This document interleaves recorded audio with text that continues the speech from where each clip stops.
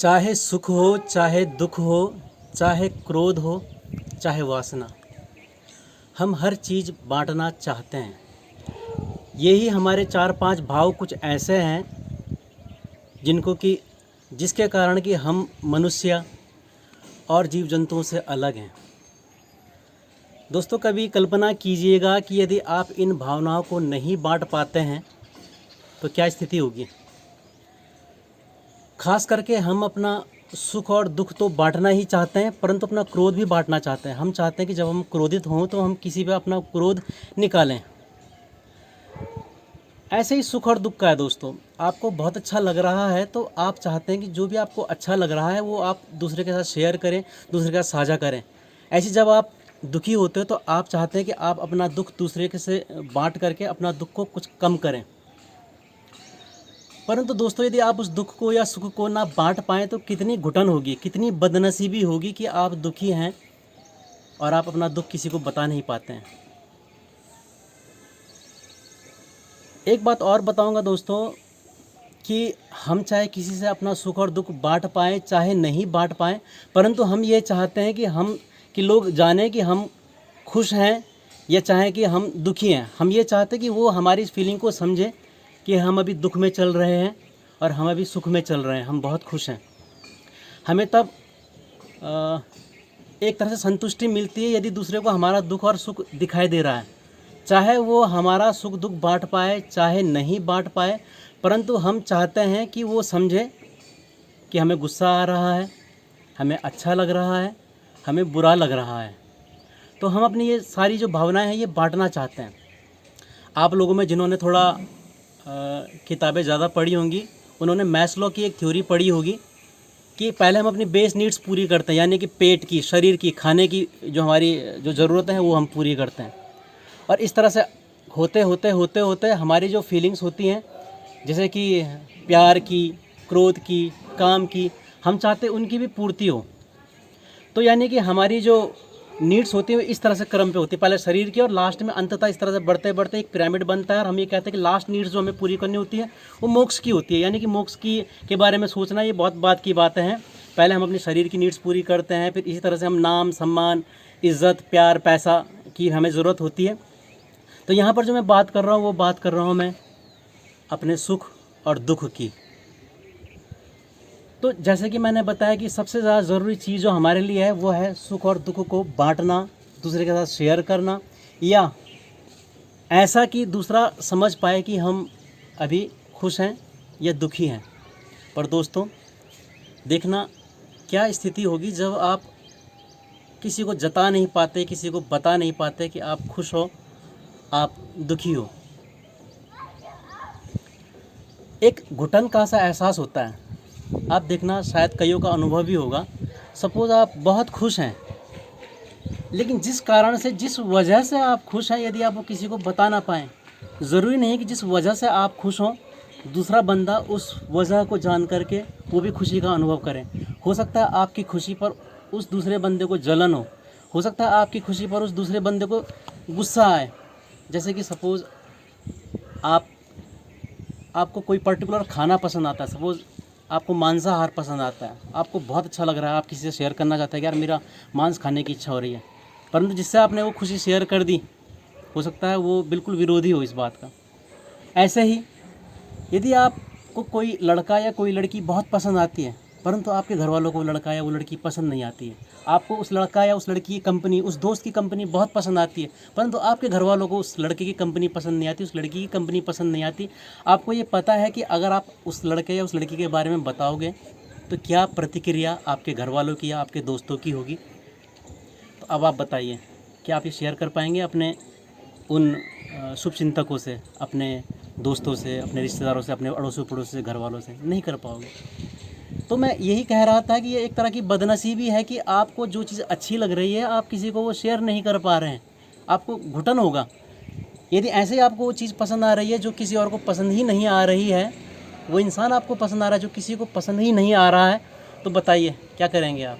एक घुटन होगी आपको। ऐसे ही यदि आपको किसी को लेकर क्रोध है, बहुत ज़्यादा क्रोध है, आप चाहते हैं कि किसी को आप बताएं कि आपको उस इंसान के प्रति क्रोध क्यों आ रहा है, परंतु आप नहीं बता पा रहे हैं कि आपको, क्योंकि आपको जो क्रोध की जो वजह है वो वाकई में बहुत ही जेन्युइन है, बहुत सच्ची है। आपका क्रोध बिल्कुल सच्चा है, आपकी नफ़रत उस इंसान के प्रति सच्ची है, परंतु आप किसी दूसरे तीसरे बंदे को ये नहीं बता पा रहे हैं कि मुझे इस बंदे से नफ़रत, क्रोध, घृणा क्यों है।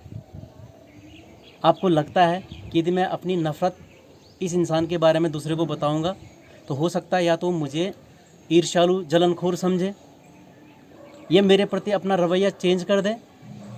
ये भी हो सकता है कि जिसको देख करके आपको क्रोध आ रहा है, नफ़रत होती है, घृणा होती है, किसी दूसरे को, इसी सेम बंदे को देख करके इस तरह की फीलिंग ना हो सकता है उनको क्रोध ना आता, उनको वो बंदा पसंद हो। इनके अलावा एक कारण और है दोस्तों। सपोज़ आपको आज किसी को देख के बहुत ज़्यादा नफ़रत है, लेकिन कभी भूतकाल में, पास्ट में आपको वो बंदा बहुत पसंद था। आप पूरी दुनिया के साथ इस बंदे के साथ इस तरह से रहते थे कि पूरी दुनिया को भी रश्क होता रहा होगा, जलन होता रहा होगा कि यार कितनी अच्छी दोस्ती है, कितना अच्छा प्रेम इन दोनों के बीच में। हालांकि आज वो प्रेम नहीं रहा उन दोनों के बीच में, प्रेम का स्थान घृणा, नफ़रत ने ले लिया है। तो आप बाकी दुनिया को नहीं बता सकते कि आज मुझे इस बंदे से कितनी नफ़रत है और क्यों है, क्योंकि आपको लगेगा कि दुनिया हंसेगी इस बात पर। कहते हैं ना, 4 दिन की चांदनी फिर अंधेरी रात। या हमारे गढ़वाली में एक कहावत है कि नई नई झुगली, नई नई फ्रॉक सभी को पसंद आती है। तो सारी दुनिया ये बोल करके आपका मजाक उड़ाएगी कि देख लिया, कल तक तो बड़ा प्रेम करता था, कल तक तो उसके बगैर रह नहीं सकता था, और आज देखो कितनी नफ़रत, कैसा इंसान है ये बड़ी बदनसीबी है कि आप किसी को अपना घृणा भी नहीं बता पाए, अपना क्रोध नहीं बता पाए, अपना सुख, अपना दुख नहीं बता पाए, क्योंकि आपको लगता है कि कोई और समझ ही नहीं पाएगा आपकी नफ़रत को, आपकी घृणा को। दोस्तों, ये तो रही इस तरह की बदनसीबी की बात कि जब आप किसी को अपनी इस तरह की फीलिंग नहीं बता पा रहे। अब सोचो कि कोई, ये तो इससे भी बड़ी बदनसीबी है कि आपके बारे में कोई इतना बुरा सोचता है, इतना बुरा आपको कर रहा है, आपसे उसने सारी खुशियाँ छीन दी हैं और आपको पता तक नहीं चल पा रहा है। इससे पहले वाली कंडीशन में एक बात तो थी कि कोई आपका बुरा कर रहा है तो आपको बुरा पता चल रहा था, सिर्फ आप दुनिया को नहीं बता पा रहे थे कि आपका क्या क्या बुरा हो रहा है। परंतु ये कितनी बड़ी बदनसीबी है कि आपको खुद पता नहीं है कि आपका कितना बुरा हो चुका है। कितने छुपे हुए आपके दुश्मन वो होते हैं दोस्त के रूप में कि जो आपका बुरा करते हैं और आपको पता तक नहीं चल पाता, आप उसको अच्छा इंसान ही समझते हैं। दोस्तों, सबसे बड़ी बदनसीबी ये वाली है कि किसी ने आपका बुरा किया है, बुरा कर रहा है, शायद बाकी दुनिया को समझ में आ रहा हो और आपकी समझ में नहीं आ रहा है कि कितना बुरा आपका किया जा चुका है। एक उदाहरण देना चाहूँगा दोस्तों।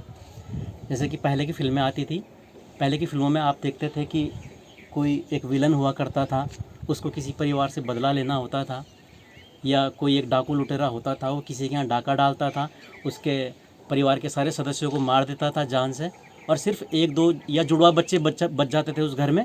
तो वो जो डाकू है, जुड़वा बच्चों में से एक बच्चे को ले जाता था या दोनों बच्चों को ले जाता था। उसके बाद या तो दोनों बच्चों को वो डाकू पालता था, या फिर एक बच्चे को डाकू पालता था और दूसरे बच्चे को कोई और पालता था। उसके बाद होता क्या था कि डाकू की जिस तरह की प्रवृत्ति रहती थी वो उस बच्चे के अंदर आ जाती थी, और ईमानदार इंसान की जो प्रवृत्ति रहती थी वो दूसरे जुड़वा बच्चे के अंदर आ जाती थी।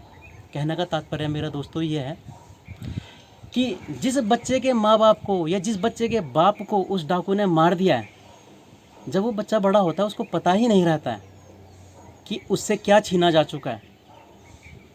वो बच्चा उस डाकू को ही अपना माँ, उस डाकू को ही अपना बाप समझता है।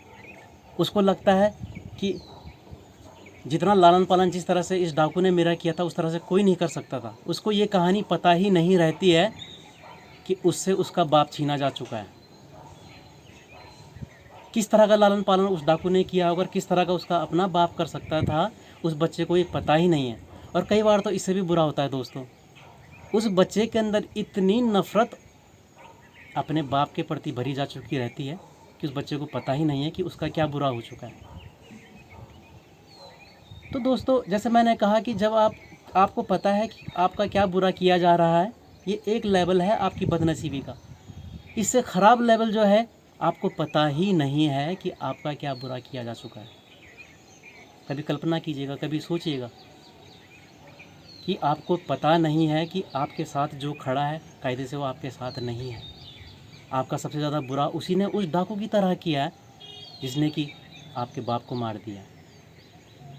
कल्पना कीजिएगा ज़रा इस बात का कि ये कितनी बड़ी बदनसीबी है कि आपसे अपना प्रेमी जन छीन करके, बाप से बड़ा दर्जा, माँ से बड़ा दर्जा और किसी का हो सकता है, लेकिन उस बच्चे से उसका माँ या उसका बाप छीना जा चुका है और तब भी उस बच्चे को पता नहीं है कि उसका कितना बुरा किया जा चुका है। और इससे भी बड़ी ख़राब बात क्या होगी कि उस बच्चे के मन में उस बाप के प्रति नफ़रत भी भरी जा चुकी है और उस बच्चे को कुछ भी पता नहीं है। विचार कीजिएगा दोस्तों।